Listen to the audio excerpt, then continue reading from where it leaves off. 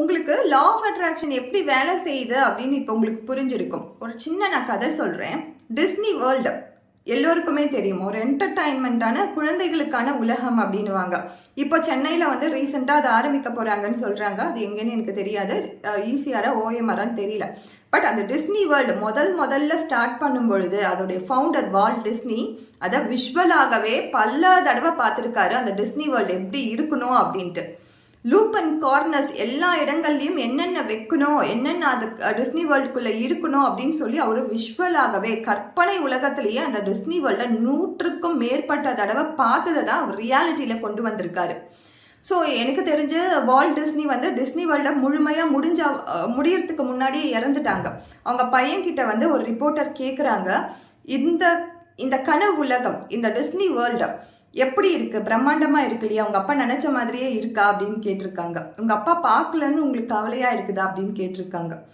அவங்க பையன் சொன்ன ஒரே வார்த்தை என்னன்னா, எங்க அப்பா இதை 100க்கும் மேற்பட்ட வாட்டி பார்த்ததால தான் இது ரியாலிட்டியா நடந்திருக்கு இன்னைக்கு அப்படின்னு இருக்காரு. அவர் கனவுலகத்திலேயே அதெல்லாம் பார்த்துட்டாரு, கற்பனையிலேயே அதெல்லாம் பார்த்துட்டாரு. அவர் நிஜத்தை பார்க்கல ஏன் கவலைப்படணும், அவர் பார்த்த விஷயம் தான் இன்னைக்கு ரியாலிட்டிலேயே இருக்கு அப்படின்னு இருக்காங்க.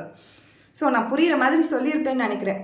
நீங்க எந்த அளவுக்கு உங்களுடைய இமேஜினரி, உங்கள் கனவுகளை உங்கள் இமேஜினரி வேர்ல்டில் அதை கொண்டு வந்து நீங்கள் விஷுவல் பண்ணுறீங்களோ, உங்கள் கற்பனை உலகத்தில் நான் இதுவாக தான் இருப்பேன்னு நினச்சிட்டு இருக்கீங்களோ, நீங்கள் அதுவாகவே மாறுவீங்க. நீங்கள் உங்கள் கண்ணை மூடி உங்களை நினைக்கும் பொழுது உங்கள் நினைப்பு என்பது, உங்களுடைய தாட்ஸ் என்பது உங்களை எப்படி காட்டுதோ, நீங்கள் உங்களை எப்படி ப்ரொஜெக்ட் பண்ணி உங்கள் ஆழ் மனசில் வச்சுட்டு இருக்கீங்களோ அதுவாக தான் நீங்கள் மாறுவீங்க. இப்போ கூட நீங்கள் ட்ரை பண்ணி பாருங்கள். ஒரு காமான பிளேஸில் உட்காந்து உங்களை பற்றி நீங்கள் நினைங்க. இந்த உலகத்தை பற்றியோ உங்கள் கூட இருக்கிறவங்கள பற்றியோ நாளைக்கு பற்றியெல்லாம் வேண்டாம். நீங்கள் இன்னைக்கு இப்போ கண்ணை மூடி நீங்கள் யார் அப்படின்னு உங்கள் மனசுக்குள்ளே கேட்டு பாருங்க. உங்கள் கற்பனை உலகத்தில் உங்களை பற்றி ஒரு பிம்பம் வரும் இல்லையா, ஒரு இமேஜின் வரும் இல்லையா, ஒரு உருவம் வரும் இல்லையா, அதுதான் நீங்கள் இப்போ வரைக்கும் உங்கள் சப்கான்ஷியஸ் மைண்டில் அதுவாக தான் நீங்கள் உங்களை நினச்சிருக்கீங்க. ஸோ கற்பனை என்பது பொய் கிடையாது. கற்பனை என்பது உண்மை. எதை நீங்கள் கற்பனை பண்ணுறீங்களோ அது தானாகவே உங்கள் வாழ்க்கையில் நடக்கும்.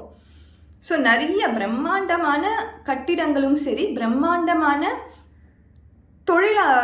தொழில் சார்ந்த இடங்களும் சரி, அச்சீவ்மெண்ட்ஸும் சரி, கற்பனை இல்லாத அந்த அச்சீவ்மெண்ட்டும் அந்த பிரம்மாண்ட உலகமும் என்றைக்குமே சாத்தியமானதே கிடையாது. அதற்கு முன்னாடி அந்த ஃபவுண்டரும் சரி, அதை கற்பனையை நிகழ்த்தினவங்களும் சரி, ரியாலிட்டியில் நிகழ்த்தினவங்களும் சரி, 100க்கு 1000 வாட்டி அதை கற்பனை பண்ணி பார்த்து அவங்க சப்கான்ஷியஸ் மைண்டில் ஃபிக்ஸ் பண்ணதால தான்